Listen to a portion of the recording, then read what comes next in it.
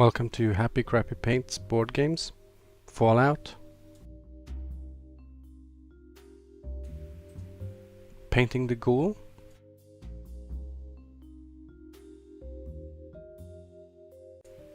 per usual. Pause the video here, get the paints ready, and come back when you have everything assembled. This is what the Ghoul is going to look like when we're done.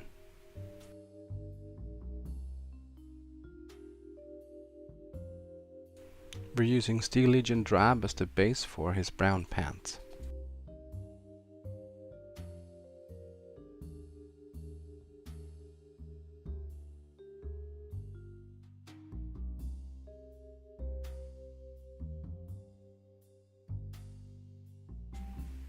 I chose Eshin Grey for the grey vest.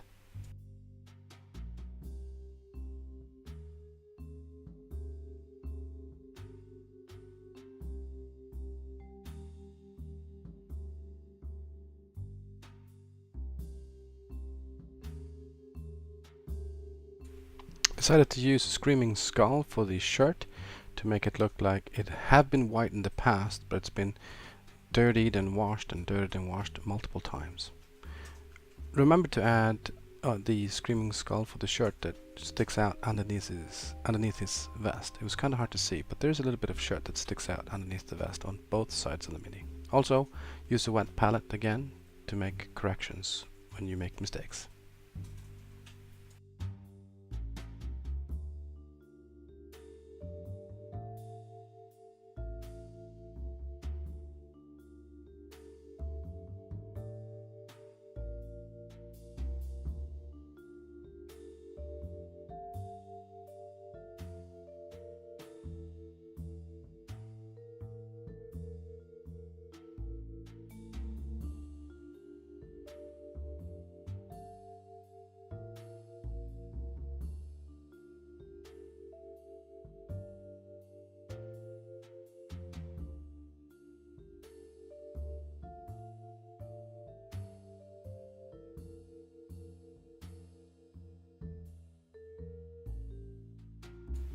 We're using Rakarth Flesh as the skin tone for the Ghoul.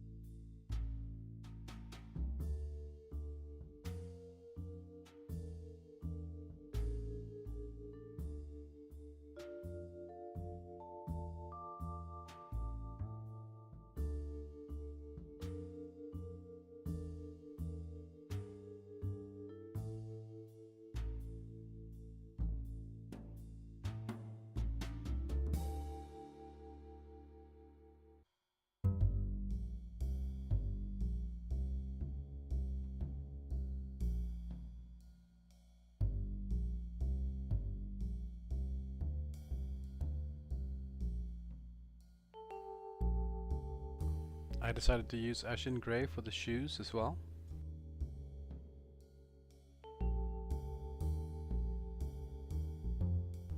For the tie, I decided to use a bright red, in this case Khorne Red, but you can use any bright color that you like.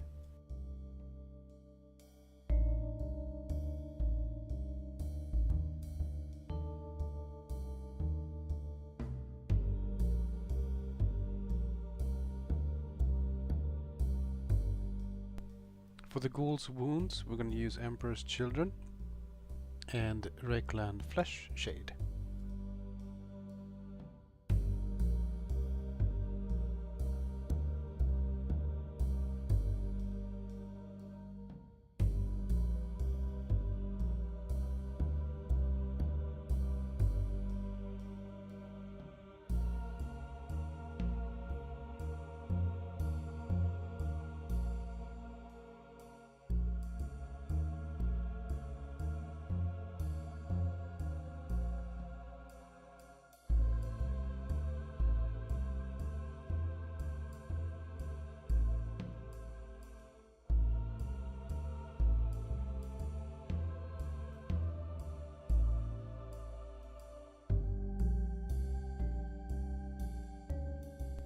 I decided to add a white detail to the top of the Ghoul's shoes using Screaming Skull.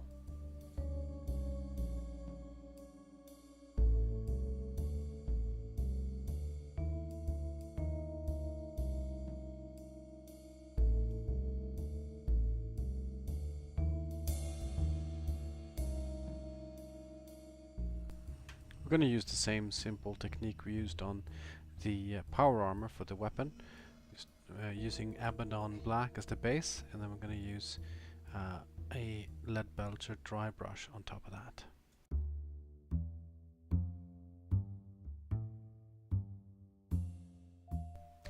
Now we're done with all of our base colors. We will begin shading, and we will begin with Agrax Earthshade and the Ghoul's pants.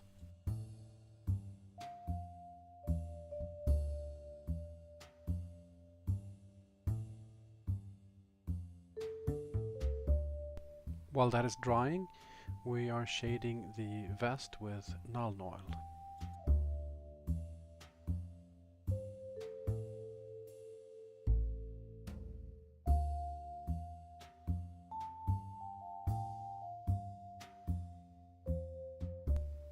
We continue with Reikland Fleshshade for the wounds.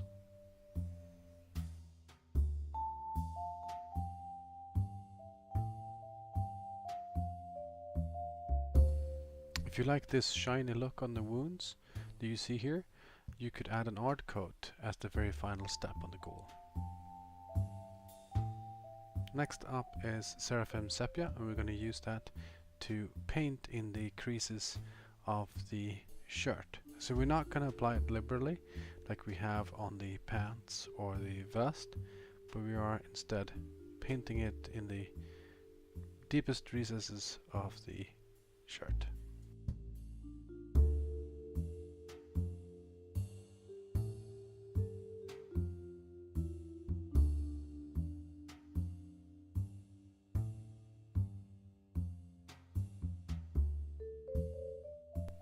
I decided to use Agrax Earthshade as the shade for the skin tone to make the Ghoul look sick and not really have a human flavor or color scheme.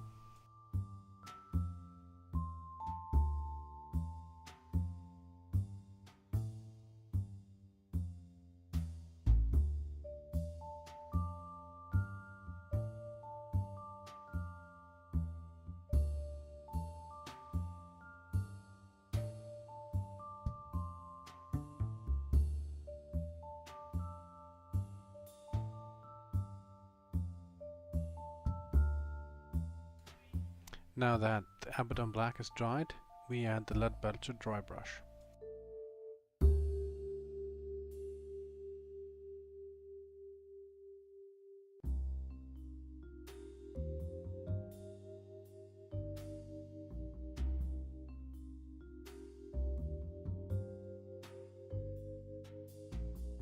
I decided to try and make the chain for his watch golden.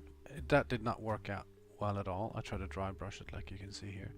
I advise you actually not to do it this way. I just use Runefang Steel or even Leadbelcher to create that effect.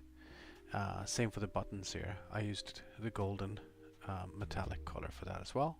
That did not show up at all, so don't do that.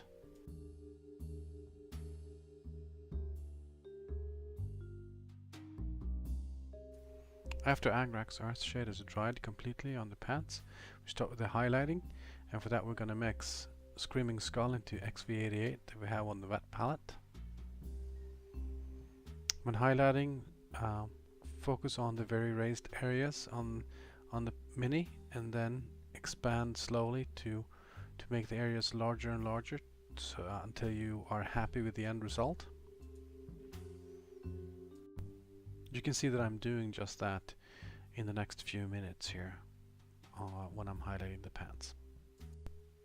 So in short, paint the very raised areas, pause, reflect on where you are, what you want to continue with, and make the highlighted areas larger and larger.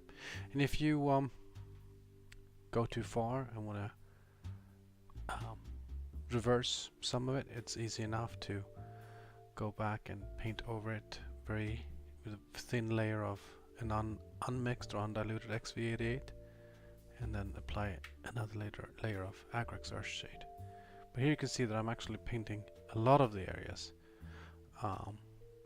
in this brighter shade of XV88. But it's a quite slow process where you pause a lot and think of how wide you want to make the highlighted areas. You could actually go back now with an even brighter shade of XV88 to start the process over again on the very raised areas. I didn't do that for speed reasons, but that's something that you would be doing if you were to spend more time on the mini. Similarly, we're adding Screaming Skull to Eshin Grey to create the lighter shade of grey that we want to use for the highlight of the vest.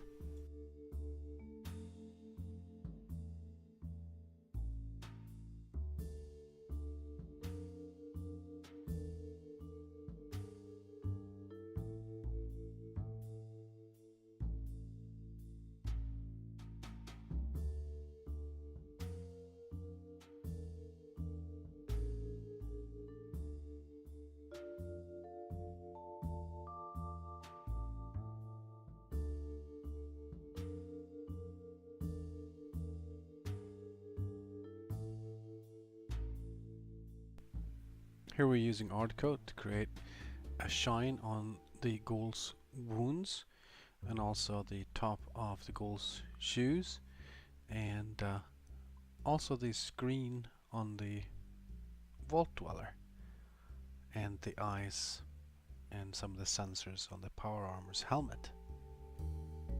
And then we're done with the Ghoul.